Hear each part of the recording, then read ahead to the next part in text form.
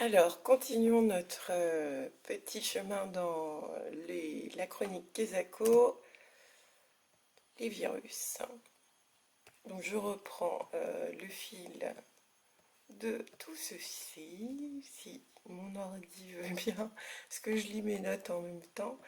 Alors, hold up, où est-ce qu'on en était? Donc, moi, j'avais pas spécialement trouvé ça anxiogène, j'ai trouvé ça plutôt intéressant et très rassurant en fait de me dire que on avait un autre son de cloche sur cette question.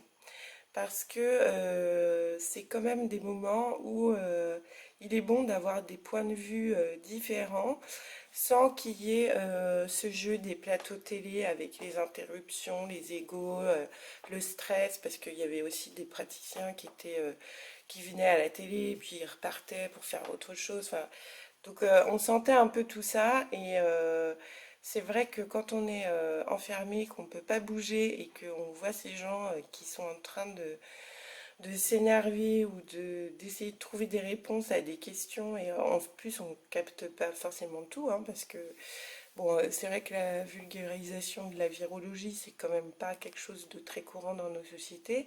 Bon là on n'a pas eu le choix donc il a bien fallu qu'on s'y mette mais je dois dire que le format, au moins, avait cet avantage-là. Sur le fond, difficile, je vais être honnête, d'avoir un point de vue arrêté, tout simplement parce que bah, j'ai pas bac+10 en virologie ou en médecine, quoi. Donc, quand un médecin ou un professeur me dit quelque chose, j'ai plutôt tendance à écouter ce qu'il dit. Donc je vois pas pourquoi s'il y en a un qui dit quelque chose et que l'autre dit l'inverse, comment on fait quoi dans ces cas-là quand on n'a pas le bagage. Et moi c'est un peu ça qui me met vraiment mal à l'aise sur cette histoire. Donc Christian Perron, qui est chef de service en infectiologie, énonce plusieurs choses qui pour lui sont inacceptables dans ce qui s'est passé avec la pandémie de Covid. La monétisation de la crise, d'une part, d'un point de vue de la stratégie médicale. C'est-à-dire que certaines personnes qui n'avaient pas le Covid mais d'autres pneumopathies ont été diagnostiquées Covid et on apprend aussi que ça a un impact sur les subventions. On ne subventionne pas pareil une tuberculose qu'un Covid, par exemple. Donc après, on n'a pas les chiffres des subventions allouées aux pneumopathies précisément, mais c'est vrai qu'on bon, on se dit déjà ça, ok. Il soulève le problème des masques. Alors là, les gens ont été outrés quand même, l'approvisionnement en masques ou en matériel pour les soignants. On a quand même vu des choses où c'était compliqué de mettre en place une gestion et une logistique efficiente. Il nous parle aussi des faux positifs et il ne valide absolument pas ce que l'on a décidé à propos de l'hydroxychloroquine. Bon, on ne va pas revenir sur le débat, je pense que tout le monde a à peu près suivi avec la médiatisation du professeur Raoult. Donc voilà. Donc pour lui, quand on l'écoute, on comprend que finalement c'est la gestion administrative et politique des données scientifiques qui pose problème. Il cite par exemple Karine Lacombe, qui est chef de service et infectiologue, qui pour lui a trop monopolisé la parole sur le Covid. Elle a fait plusieurs dizaines d'interventions en quelques mois, alors qu'effectivement il y aurait peut-être pu avoir d'autres personnes qui viennent expliciter les choses. Moi, ce que j'ai noté, c'est qu'elle elle nous propose comme ça, d'emblée, une inflexion de langage.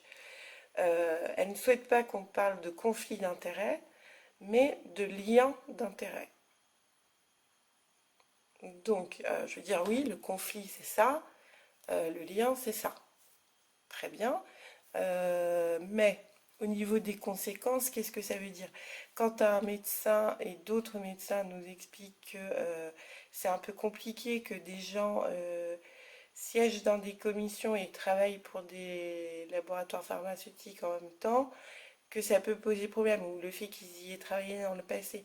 Peut-être il aurait fallu être plus transparent et nous expliquer, voilà, l'état de la recherche fait que les compétences sur le sujet sont limitées à une dizaine de personnes et le curriculum vitae de ces personnes, hélas ou heureusement, je ne sais pas, c'est à vous de décider, fait qu'ils ont travaillé pour des labos pharmaceutiques antérieurement.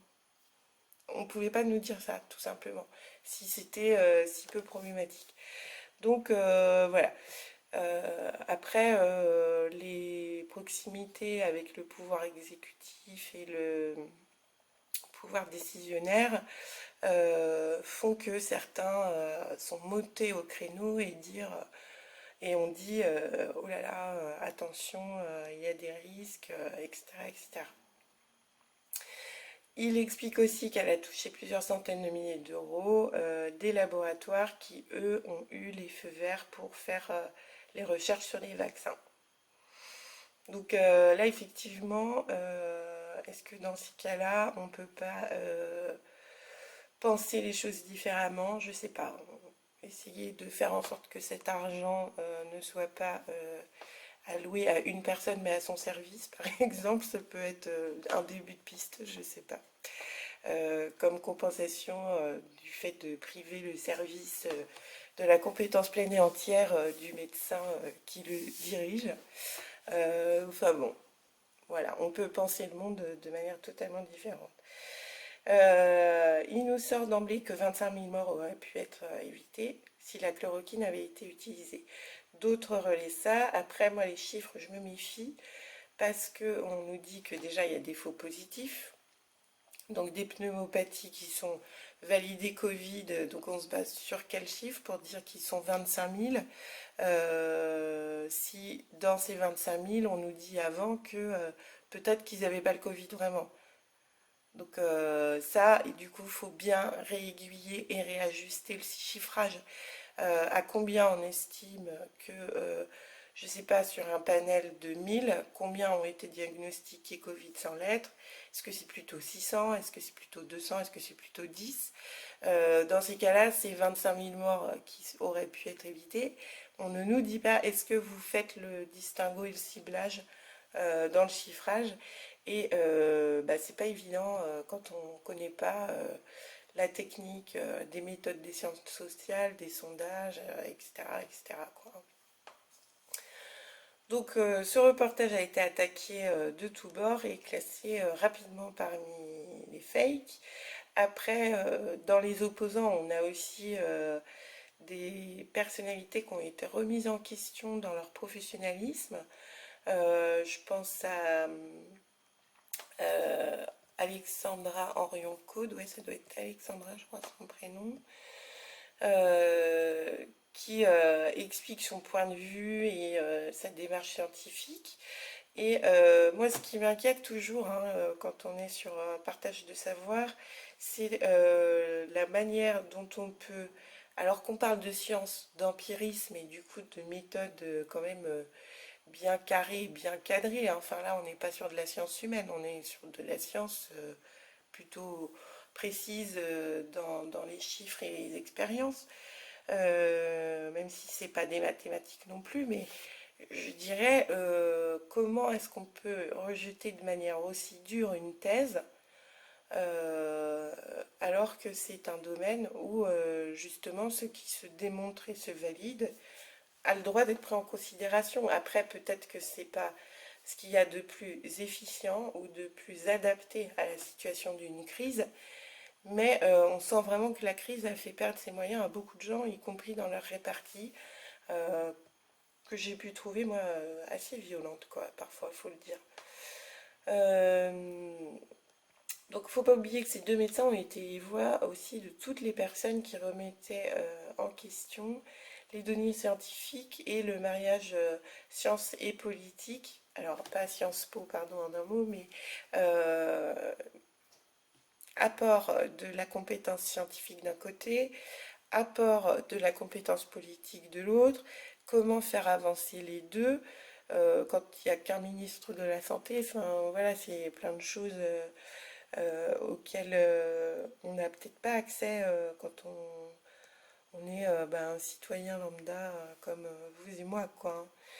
Donc, à un tel niveau, les choses sont assez difficilement compréhensibles et les chiffres de sondage que je vous ai donnés en début de chronique là montrent aussi que beaucoup de gens trouvent que la science est compliquée en fait, hein. Donc, ça pose aussi la question de l'accès au savoir scientifique. Et ça, vous allez voir, ça va revenir pas mal de fois cette semaine.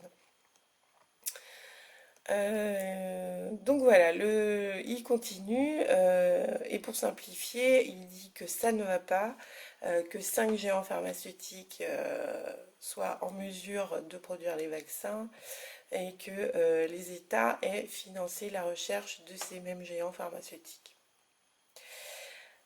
Euh, Quelque chose qui est assez intéressant aussi, c'est que il explique comment certains médecins ont vécu ça comme une attaque en bonne et due forme à la médecine elle-même. C'est-à-dire que dans l'histoire de la médecine, on n'avait jamais interdit aux médecins de prescrire un médicament qui était sur le marché depuis très longtemps, ou dit à un médecin ce qu'il devait prescrire. Parce qu'à partir du moment où vous êtes médecin et que vous avez prêté serment, c'est que vous savez ce que vous faites avec votre savoir en matière de médecine. Or là, en fait, on a mis sous tutelle la médecine en leur disant quoi? De ne pas prescrire donc d'hydroxychloroquine et de prescrire de l'azithromycine qui est plus onéreux et dont les effets secondaires sont beaucoup plus dangereux. Donc le Covid-19 aura eu ce mérite-là, c'est de nous faire découvrir que c'était possible qu'il se passe ça et quels étaient les dessous de la médecine en fait en France et dans les démocraties actuelles, comment tous ces pouvoirs et ces décisions s'organisaient. Donc voilà. Autre chose qu'il dénonce dans son reportage, c'est la rentabilisation exigée des hôpitaux publics, qui était un débat hein, qui était pas nouveau, mais là, c'est comme si on en voyait vraiment les effets les plus pervers d'une manière assez catastrophique, quoi. Il y a aussi une intervention de la députée Martine Vonner, qui est psychiatre, et qui ne comprend pas, elle, l'interdiction de l'hydroxychloroquine notamment, parce qu'elle a été utilisée, et là les chiffres sont assez parlants pour tout le monde, hein. Pendant ces 4 dernières années, elle explique que 3 millions de comprimés sans ordonnance ont été distribués, qu'on a comptabilisé 2 décès, dont un suicide et une personne, en fait, dont on doute que ce soit que l'hydroxychloroquine qui soit la seule cause de son décès. Donc ces données-là, c'est très intéressant. Effectivement, on se dit, je vais remettre tout ça en question du coup. Mais comment je fais pour vérifier la donnée, quoi? Comment on fait pour aller lire une étude de 4 ans sur l'hydroxychloroquine? Alors heureusement qu'en France on a Didier Raoult, mais c'est pas le cas de tout le monde, hein. Donc voilà. Et puis je doute que dans nos journées bien chargées, quand on avait confinement, télétravail, école à la maison, organisation pour faire des courses qui normalement se font en 20 minutes, qui prenaient tout à coup 3 heures, parce que gestes barrières, attente, désinfection, des courses, des trucs. Enfin, c'était quand même compliqué d'avoir du temps pour gérer tout ça. Enfin, moi, le confinement, peinard sur le canapé, à faire que lire ou regarder des films, je connais pas, hein. Je pense que beaucoup de mamans quadras sont dans mon cas. On avait beaucoup de choses à faire pendant le confinement et c'était surtout pas un moment de repos paisible. Enfin voilà. Plus la peur au ventre, faut le dire, de se dire est-ce qu'on va tous mourir en quelques mois ou pas.